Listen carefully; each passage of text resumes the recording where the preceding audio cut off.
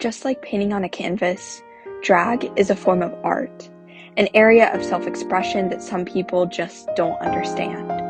This confusion is honestly a new development. In previous centuries, drag was normal, or as normal as theater can get. From the Shakespearean works you learned to hate in high school to Chicago, and no, I don't mean the city, drag was everywhere. But this doesn't mean it was just something for the history books. Drag is still an important part of culture today. But this raises the question of, what is drag? Well, for one, it's an ever-changing target politicians have been trying to hit for years, and these attacks are back. In South Carolina alone, 2 bills have been introduced to ban drag performances, citing that drag is harmful to our youth. These bills would stop public money from going to drag. This would stop events like Drag Queen Story Hour at local libraries and public pride displays that host drag performances.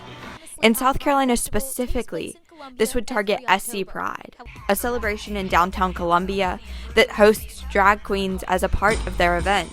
The loss of this celebration would be devastating, given its scale and impact in the community. But more importantly than the loss of some drag events is the gray area these bills leave for discrimination. They define drag performers as male or female impersonators, but what does this actually mean? Are they going to walk into public plays and arrest every person playing a role that is not their assigned gender? No, because no one really cares when straight people do drag. What this bill will impact is trans people. If an officer enforcing this bill decides that someone looks as though they are impersonating a different gender, they could be arrested. From the moment bills like these are passed, trans people will be at risk, but in a world where the lines between masculinity and femininity are so far blurred, how could this even be enforced fairly? Would men be wearing makeup be drag? Would people in clothing that did not fit their gender expression be at risk? At the end of the day, these bills could not be enforced fairly. They would disproportionately affect the queer community and people of all gender identities just trying to live their lives. A group that has fought so long and so hard for the freedoms they have.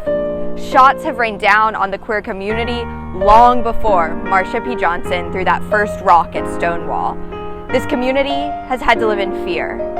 Fear for their lovers, their friends, and themselves. But they also have strength. Strength for their fallen sisters, for those like Marsha P. Johnson who weren't afraid to start the fight. And strength for the queer people of today who will have to continue fighting because of bills like these. Reporting for RNE-TV, I'm Annabelle Jones.